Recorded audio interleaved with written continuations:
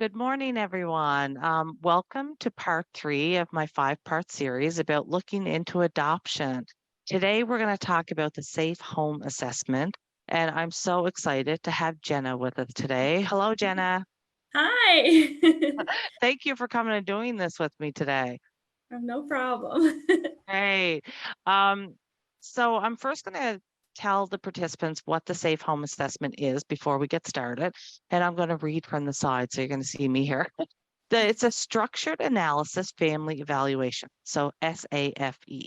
It's a series of meetings with a social worker to provide more in-depth information about adoption and help prepare an applicant for parenting an adopted child. It's an assessment of your skills as a potential adoptive parent and also an educational tool designed to prepare you for some of the responsibilities that lie ahead. If you're looking for more information than that, of course, we're going to talk about it here today, but you can go to our website at www.nbadoption.ca. And even in the search bar, if you put in safe assessment, it will come up and you'll see a bunch of information about how you can prepare for it, what it is, etc. But I love that we have a pre-adopted participant who has just finished the safe home assessment not too long ago. She's going to help us get used to like what do you need to know? What's coming up? So Jenna, let's get started and say, okay, so at what stage in your adoption journey did you have a safe home assessment? So, at first, we had a social worker come to the house and just kind of go through and just kind of looked at the house. And then we did our Pride course. And it was shortly, like I'd say, like a month after our Pride course, that we had the more intense meetings, I would say. And that's when we kind of started our safe assessment.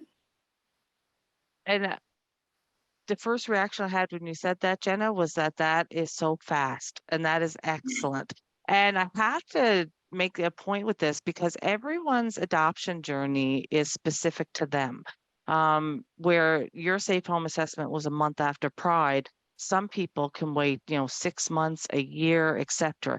It all depends on, how your Pride course went. Do they already feel like they have a match for you, getting to know you through Pride? So please don't think that if you didn't get your safe home assessment within a month and you've been waiting longer, lots of people have waited much longer than that. So Yeah. now, did a social worker schedule these visits around your schedule? And did you need to take time off of work? And really, how many visits did they come? How many did it take? So it was kind of a little bit of both. I think we did take some time off work, but also they would have worked around our schedule. I think like how quickly you kind of want to get things going. If you're more accommodating and take time off work, you can kind of get it moving quicker. However, they will work around your schedule. So the best they can. So we had three meetings here at the house after Pride. We had one that where the social worker came to the house before Pride. Our social worker came to our house 3 times, but then we also had a phone appointment.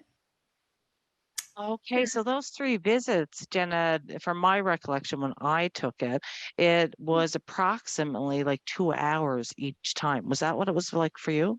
Yeah, it's exactly what it was like. I think it was like 2 hours, give or take a little bit, depending on what we were talking about or, um, like, I know that there's one, I think we'll get into it a little bit, I think further, another question you'll ask me, but they take us into separate rooms and do interviews, and that one took a little bit longer because 'cause they're interviewing myself and my husband separately, so that one took a little bit longer. But they are generally like 2 hours, give or take a little bit. Excellent. Now, just to let our viewers know, just in case, we can still hear you sometimes, Jenna, but you just froze there once, but it's no problem. I'm sure it'll go away. So, can you describe what the sessions were like? Like, what type of questions was it? Like, the first one must have been a bit nerve-wracking, wondering, what are they going to ask? So, when they came and knocked on your door and they sat on the couches, what was it like? It was really nerve-wracking. It is, I will definitely say you feel very vulnerable during the process because they're asking questions about your family, about your life, and they're in-depth questions.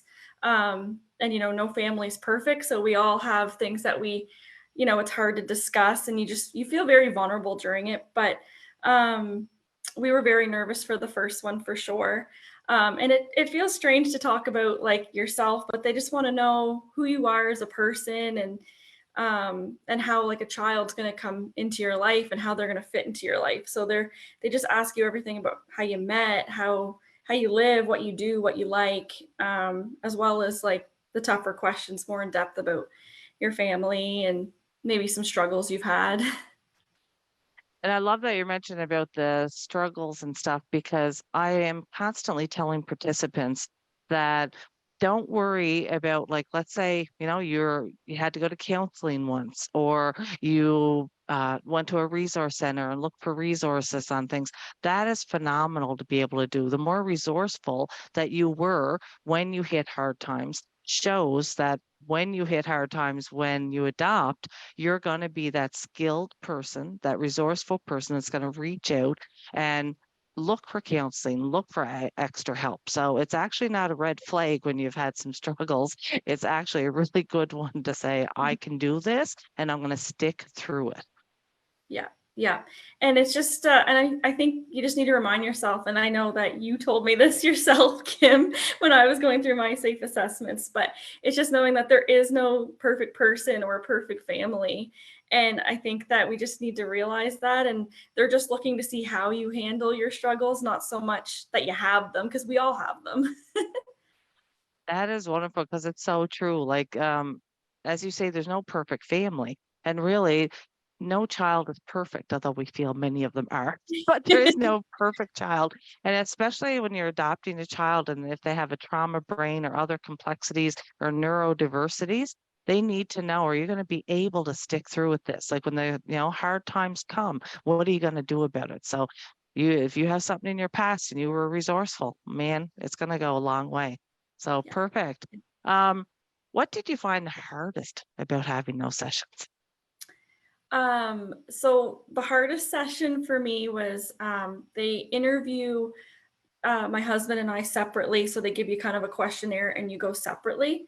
And it wasn't anything to do with I wasn't afraid of what my husband would say or what I would say. It was just I felt more vulnerable because together I felt we were stronger, and together, when we're answering questions, I had him there for comfort. So for me, the hardest session is when they separate you and interview you separately. My person wasn't beside me through it. So I think those were like the hardest sessions for me. Again, they went fine. And I mean, once you're through them, they're not as bad as you think they're going to be. They're just looking to see that you're kind of on the same page, that, they're just looking to see that your stories are similar, which they are. If you're adopting, hopefully you're on the same page. But that was definitely like the most, I think for my husband too, was the most intimidating session, was that we just, being separated. And it seems like, I mean, even though you're still in the same house and you're just going to a different room, but this process is very intimidating at times. And it's because you have such value put into this journey.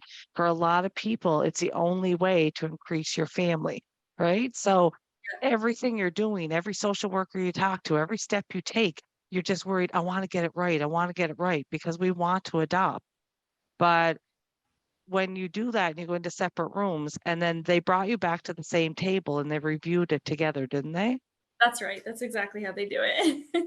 So if you and your significant other have a difference in their answers. Let's say, don't worry about it. My husband and I had a lot of different answers, believe it or not. And it was because we were a military family. And I was looking at it as if like, okay, well, he's away and this is what I would do. And this is what he would be in charge of. And they were like, well, wait. And then as soon as I said, that's the way I read the question, they were like, oh, okay. So you have that opportunity to explain if you have a different answer than your significant other. Why did you? Like it all makes sense to them. Yeah. So it gives you that opportunity to talk it out. So For don't stress over this one too much because it's not near as bad as No, people it's not. tend to worry about. Okay, so what were your concerns after the safe home assessment was completed? And how did you get notified that you were approved to adopt? Okay, so my fears, I mean, I think is the same as most people's are. I was very afraid that we wouldn't get approved. not for any particular reason. It was just the anxiety of I just spilled my whole family, my story. I was vulnerable, and now like the fear is, will I get approved? As you know, Kim, in late night talks with Kim, I showed up there in one of the webinars, pretty emotional about it, because our social worker had called us just to clarify a couple things. So my advice is, don't get too emotional about it when they call to clarify. There's plenty of opportunity to explain yourself through this process, and that's what they're doing when they call you. And Kim gave me that advice and said, just explain yourself and how you're feeling and what you're thinking. And that goes a long way, because they're just looking for clarification, for just to find out where your thoughts are and what you're thinking. So you have plenty of opportunity to explain yourself. So don't do what I did and get emotional about it and lose sleep over it. Explain yourself. But that was the best advice that I got for sure. And we found out we were approved through an email and a voicemail. So our social worker had called us to tell us that we were approved, but I think we were both working, so she emailed us and let us know that we were approved. So did you wait long? Now your journey seems to be a fast one, so it It is. might not be typical. But did you wait long to find out you were approved? Like, so let's say because your final home session, then the social worker goes back, they have to write everything up, they have to type it all up, they have to get you to say that this is what I said, and everything's done, verified that way. And then they have to take it to their meeting and they have to say, okay, this is the findings, right? And Yeah. then they say yes at their own meetings, and then they get a hold of you. So that time frame, how long was it for you? Watch it be really quick. It was quick. I want to say it was like a month, or like a couple weeks to a month at the most. So yeah, it was quick for us. Excellent. This Excellent. has been And quick for without, I don't want to say without telling any more of your journey, us. I just want to say that this part of it is partly because your criteria was more open and your skill set was a great skill set. So like wonderful to you and your husband. I mean, that's phenomenal. So this is another reason why you need to stay as open and honest as possible, because sometimes you're not thinking of certain skills you have. And when you went through some journeys in life, and you reached out to a counselor, you did this or that, like bring all that forward, because all of those are skill sets they're going to be looking at to say, oh, okay, you're very knowledgeable in this area. Let's say you're a teacher, right? And this child has learning disabilities. Well, if your age range is open and your gender didn't matter, and et cetera, the more open you are, the faster you tend to be matched with children in care because of that reason. So Jenna has reasons why she and her husband were matched very quickly due to their skill set. Um, what advice? Oh, and first, before I ask the last question, I just want to say, I love how you're saying, like, don't worry too much, try not to lose sleep. All those are human feelings, though, right? And it's hard not to. Like, It I'm is. sure even when I gave you advice to say, don't worry, you're like, I'm still worried. Like, thank Mhm. you for saying it. Thank you for making us feel a bit better.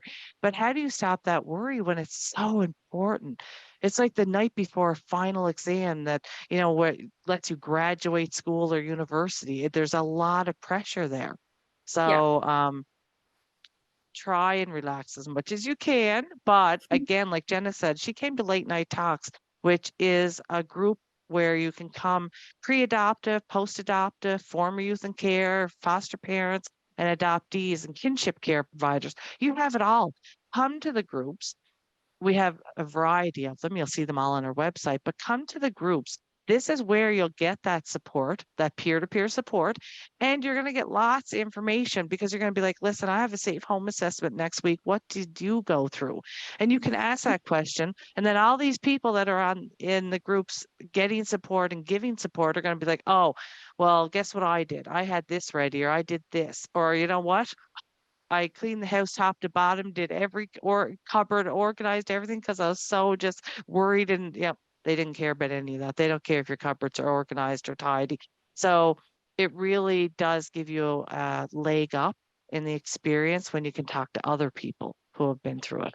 So I love the fact that you mentioned that, Jenna, because it is so true. You got to reach out and get to know other people going through similar journeys. Yeah, it So, helped me for sure. oh, Yeah. good. I'm so glad. And we love having you, and we get so excited. It's I know we're going off topic a little bit, but when you attend these groups, to me, it's like going to Tim Hortons and meeting up with your friends. And you're so excited to tell them your good news. And then when you have news that you're worried about or you have anxiety over something, we're the people that you can tell that to too, because it's such a non-judgmental space and it's 100% confidential. But these people know what you're going through. They felt those feelings because who else? Like, I mean, I always sometimes say like a show of hands how many people here tonight know someone in their immediate family that adopted? And usually no one. So it's not like you're going to your sisters or your brothers or even your parents. A lot of people haven't adopted. So it's new journey to everyone in your family. So definitely reach out. I love that you mentioned that, Jenna. Thank you. Um, the last question I have for you today is what advice would you give to someone who's waiting for the home safe assessment and something that you wish that was told to you or that you knew before the process even started? So this question I find hard to answer because I attend those webinars. So my advice is to go to the webinars because, when I was feeling pretty nervous about the results of our safe home assessment and I was up and I was anxious and I was losing sleep, it was I mean, I was still nervous about it, but after going to the webinars, I felt so much better to be like, hey, we all been there. And just to hear that, my anxieties were other people had felt it before and was normal, like that, it just made the process so much easier for me and it was so relieving. And I feel comfort in it going forward, that I love knowing that I can go back to those webinars because this journey is different for all of us. And I think we're all learning through the whole process. So having people to lean on and be able to say, people who have been through it and be able to reach out to people like that is just, it's key to this, I think. Oh, well, that's perfect because, and I just want to clarify, um, the we do have the webinars, right? Like, and the webinars are the educational sessions, and then we have the other sessions, which are Oh, our group sessions. So just to make sure, because Jenna's dead on, we have webinars and support groups. And it is true, like everything you're saying is phenomenal. And I don't know if it was with you, Jenna, or someone else that I said, raise a hand if you have the age group that Jenna was matched with. And you'll see that a lot of people are in the similar age groups because a lot of children in care tend to come from specific age groups. I mean, we go from 0 to 19, but I think there was like 4 or 5 families at a 10 that were raising children ages 2 to 7. So if you have a placement and you have a 6-year-old and you've never raised a child before and everything is new to you, you've spoken to the foster family, you've gotten to know their likes and dislikes, you've talked to the social worker, learned about their history, you've tried to prepare yourself as much as possible, it still isn't the same as doing it 24 hours a day. It's just, so it's great that you can get back online with us, join a late night groups, a high needs group, conversations with Jess, etc., and come to the groups and say, listen, like this 6-year-old is still in pull-ups. Like, is that normal? And then they're going to be like raising hands. Yep, 7-year-old. Yep, 8-year-old. Yep, 4-year-old. It's normal to have different issues for children with the trauma brains and that have been in care and have transitioned in and out of homes and not had that permanency yet. So on behalf of NBAF, Jenna, now I want to say congratulations. Jenna has been matched. So it's very exciting. And we appreciate that you even allowed us in on your journey. And we hope to see you again and again and be a part of the rest of the journey with your children. I just love saying that. I get so thanks. excited. Um, so congratulations and thank you so much for doing this because again, we find that you learn best by being with other people in those groups, right? So being able to have this interview today It was so easygoing. You gave so much wonderful information that I just know it's going to help the next person that is anxious about their safe home assessment. And they're going to see that you said, oh, you had lots of anxiety too, but look what helped a bit. And then don't worry as much as you think you need to worry. So, Mhm. thank you very much, Jenna. And again, if you're looking for more information in regards to the Safe Home Assessment or any other information about the process of adopting here in the province of New Brunswick, please go to our website at www.nbadoption.ca. Have a great day, everyone.